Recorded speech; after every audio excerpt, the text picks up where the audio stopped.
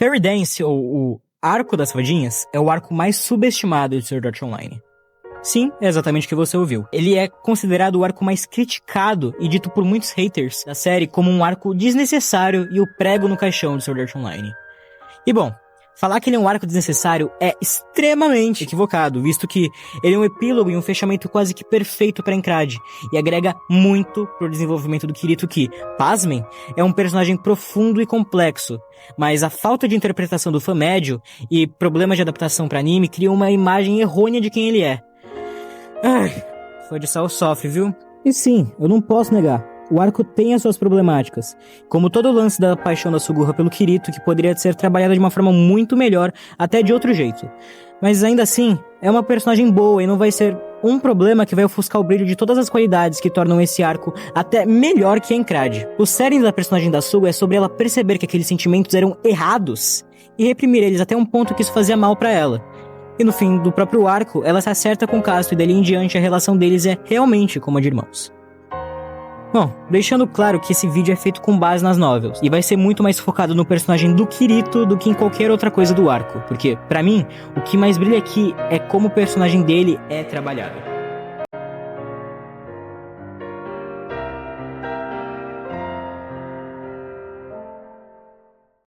Todo o ponto do personagem do Kirito, ou Kazuto, nesse arco revolve em cima da força, poder e o que isso significa.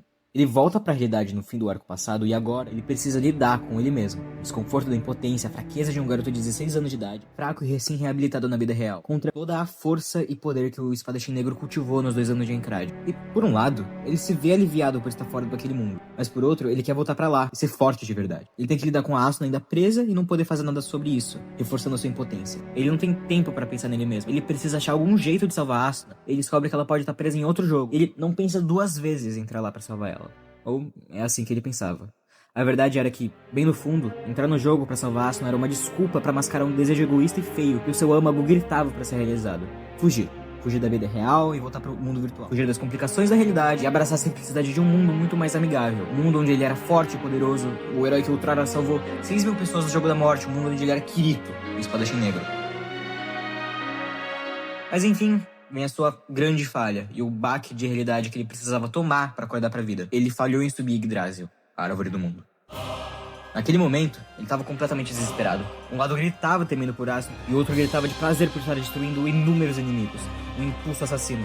E por ambos os motivos, ele ignora as pessoas ao seu redor que queriam ajudá-lo, e é por esse mesmo motivo que ele falha. Ele começa a pensar em voltar e fazer tudo de novo, mas... espera, ele não estava agindo exatamente do mesmo jeito que em Encrade?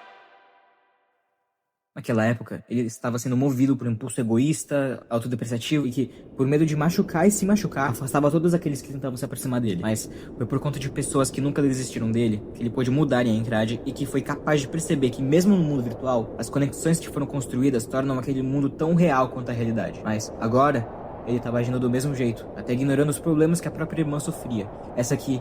ele prometeu a Encrade novamente estreitar os laços com ela quando voltasse, mas estava ele ali, completamente imerso em seus próprios problemas. Além de subestimar o mundo por ele ser apenas um jogo sem morte, ele pensou que não havia mudado nada nele.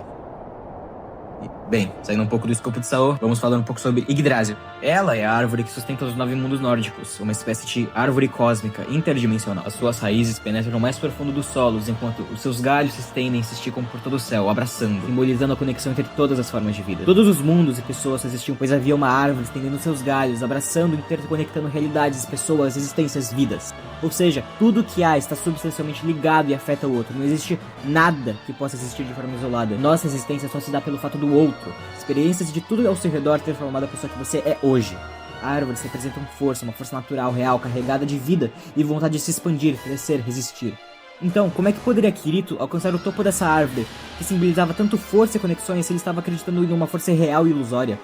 Se ele estava descartando as suas experiências e aprendizados e, acima de tudo, agindo sozinho, desvalorizando as conexões que havia feito até ali? Era só reconhecendo que a sua força e poder era uma mentira criada por dados digitais irreais e abrindo os braços novamente às pessoas ao seu redor, que Kirito poderia alcançar o topo daquela árvore. E é justamente isso que ele faz. Dessa vez, ele pede ajuda de Leafa e mais pessoas aparecem para ajudar ele.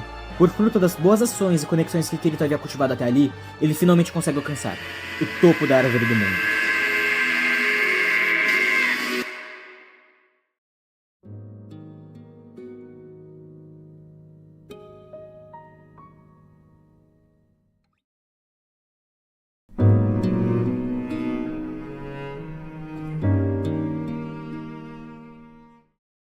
Agora, no topo da árvore, Kirito enfrenta Oberon, ou melhor dizendo, Sugou Nobuyuki.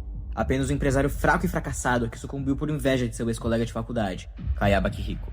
Oberon é apenas um título que Sugou houvera roubado de um verdadeiro rei da ficção que, assim como Kirito, fugiu para uma realidade onde a força pode ser facilmente manipulada. Sugou usa seus direitos como administrador e praticamente mina toda a força de Kirito. Kirito, de uma vez por todas, percebeu sua impotência e a força irreal que ele havia conquistado. Se aquilo fosse força de verdade, não seriam os privilégios de um administrador que o faria cair no chão. Se aquilo fosse força de verdade, ele levantaria e lutaria com Oberon. Se houvesse força de verdade, ele estaria de pé e salvaria Asuna. Mas ele não consegue fazer nem metade disso. Ele confiou numa força de mentira por arrogância para satisfazer seu orgulho e desejos sujos. Então, não havia nada mais justo. Aquele resultado era o que ele merecia. Mas então, onde é que estava sua força? Ele realmente tinha alguma? E sim, ele tinha. Ele não reconhece isso, mas alguém diz isso pra ele. E esse alguém era a pessoa mais improvável do mundo material, virtual e imaterial. Alguém que havia voltado dos mortos. Seu nome era Kayaba Kihiko.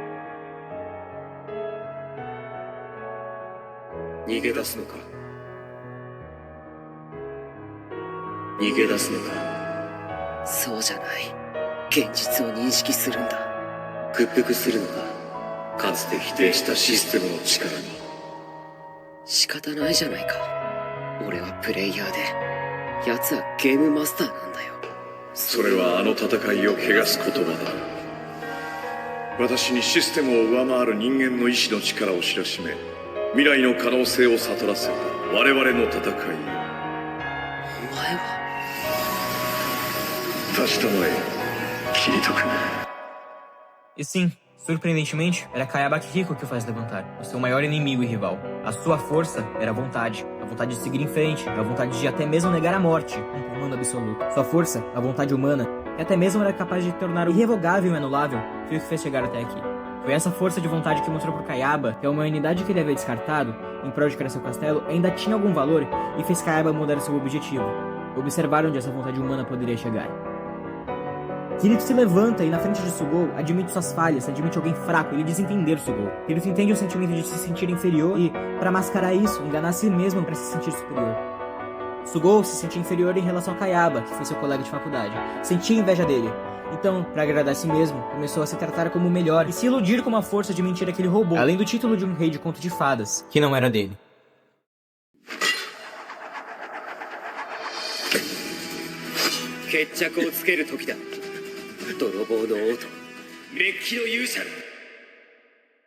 O rei ladrão é Oberon, o herói banhado a ouro é Kirito. Algo banhado a ouro só é ouro na aparência e por dentro é outra coisa, é falso.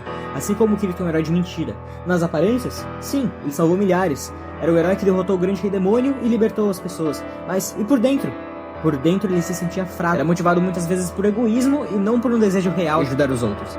Mas, mesmo sabendo disso, ele estava ali, seguindo em frente, em busca de melhorar, se conectar tanto por ele quanto para os outros. Fairy Dance é um arco sobre o que não é o significado de força e poder, e que é algo que não pode ser subestimado e resumido a coisas tão superficiais como o que Kirito achava. Então, o arco seguinte é um complemento incrível a este arco, e até uma resposta para ele. Enquanto Fairy Dance conta o que não é a força, Phantom Bullet é sobre o verdadeiro significado dela.